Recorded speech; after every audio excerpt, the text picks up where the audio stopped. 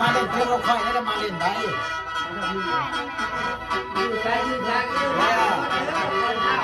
มาจะเพื่ออะไรแพ้ไว้ที่มาทักหลังหาไว้อะไรร่างที่มาควายนั่นไงอ๋ออ๋อ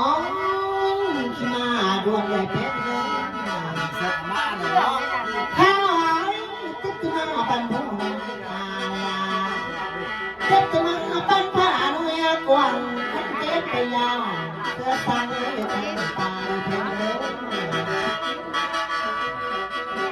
มาเด้อแบงร้อยลูกติดมาวันวันหอมดอกหันร้อยนาวันวันขันหอมดอกขันเขาเธอคือสิเขามันว่าเป็นโง่แบงน้องมาเด้อมาอยู่ห้องครัวเพื่อนสักลำบากไงยาสุดไปนำเพื่อยังสิหนีเพิ่นเลยเป็นเพื่อนแพ้ไว้ฉันตกเจ้ายันไปหน้าเวลาฉันพอเจ้ายันไปไกลเลยลูกมาเด้อลิกากากระถาเอ้ยลูกกาเก่งยาสุดตกเจ้าทำต่อยเป็นผู้ได้ดูแห่งเด้อข้าหมอยพันผู้เสพันไม้พงอาจพันผู้นั้นผู้กวงพันจะล้มไปเตะไปไทยรู้ที่มุ่งไปเพียงเพียงน้องมาเด้อลิกากากระดาษมาอะไรอยู่สักมาเลย โอ้โอ้ลิกาเต้เขามาถึงฮอดที่เก่าอันละ แพ้ไว้แต่แล้วต้องคือพอรับจานเจ้าบ้านจะพูดบอกไม่ใส่นั่งนั่งเลยคือคนไม่ได้ตลอดแพ้ไว้มาแล้วท่านเข้าลูกกับพ่อนาโอ้ยท่านมีปากเป็นเพียงน้อยพี่ปันแต่งแค่ปันตัวในเพียงน้อยแพ้ไว้มาแล้วก็ที่สากินลาทิ้งน้ำให้มองมองพี่จะบอกให้ความขอกระบอกให้เศร้าตัวจะเรียลาวันอยากเศร้าเนาะ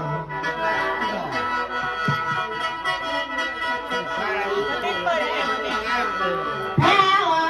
ไปแล้วต้องอย่าไปน้ำที่เจ้าอย่ามีน้ำพงแค่ต้องเรียน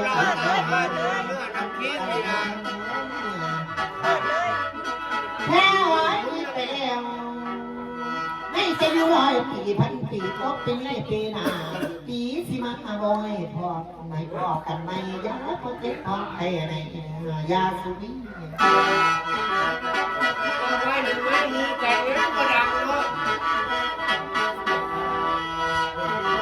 แพ้ไว้ไปแล้วต้องคือความการให้ตะวันคุณพูดบอกไม่ใส่น้ำน้ำคือเก่าที่กระบอกให้มองขอกระบอกให้เศร้าตัวแพ้ไว้จะมาวันแล้วไปสินั่งไปขอพาพันเลยต้นได้หน่อยแล้วก็ขอต้นอายใส่เป็นไทยนั่งแม่ไปเด้อหรือจะเป็นแม่แก้วหอยยังหม้อจะบอกหลังขาอ้าวยืดน้ำมันท่านคิดมันเพียงดูแพ้เอ้ยแม่ไปเด้อหรือจะเป็นพ่อแก้วหอยยังหม้อจะบอกแม่ไปเด้อหรือจะเป็นคู่แก้วหอยยังหม้อนางานลูกปืนมาเลยตัวอะไรมามาพี่ลูกมาพี่มาให้พ่อพี่เดี๋ยวมิก็บ่ได้พกก็บ่ได้เอาพัวพัวเขาเลยจังได้เนาะพัวก็อยู่ด้วยกันเลยต้องการพัวเมียพัวติดเมียแก้วนั่งเงินพัวติดเมียแก้วพ่อแม่รู้ชื่อเมียบ่ายไหน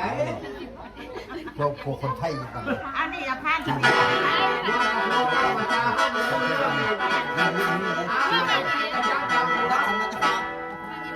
จังนะเลยจังในปั้นกันเลย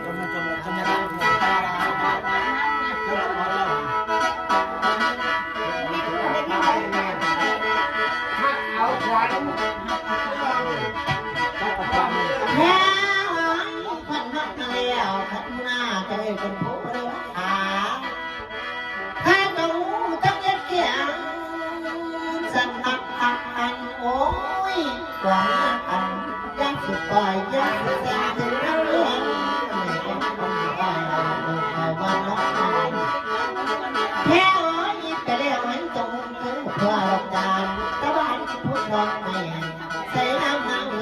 ก่าเพชรเดินจะยังแต่ปวดให้ยาสูงเนี่ย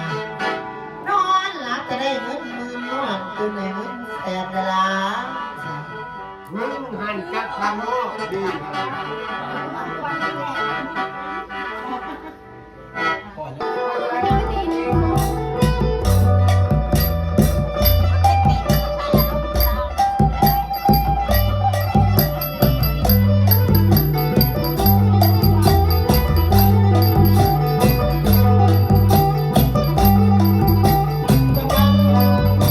ไม่ว่าจะว่าแก้วมาถ้าเป็นเราต้องคนไม่ว่าที่นั่นเป็นอะไรใจร้อยมันต้องเป็นเราต้องไปหารักพี่น้องจะมาพูดเรื่องไม่ว่ามันจะสร้างเป็นเมียกันบนไหนไม่ว่ามันจะว่าอะไรแม่น้อยเวลาที่จะตีลังเวลาเช้าจะตีลังโอ้ยลาจะต้องทำไม่ลาจะพูดก็ร้องมันละกันเรื่องเราจะไม่ตีเราแม่น้อยมันจะดีกว่าล่ะมันก็ตัวมันดีแล้ววันนี้น้องเลยไม่มาตัวนี้ก็ได้แม่น้อยใจมันรู้นะเอาไปนะใจมันต้องเลือกแก้วแก้วจะเลือกเจ้าไม่เกินกันแต่เราไม่เอาแม่น้อยทำงานคนหนักคนเลวเวลาจะมาอะไร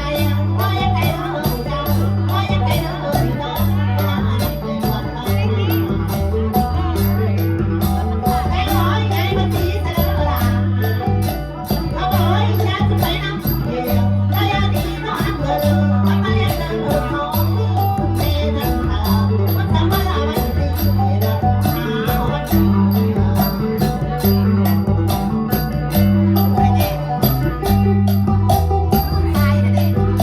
ไอ้น้อยนั่งสิหน้าลำคาญเรียกแจ็คของ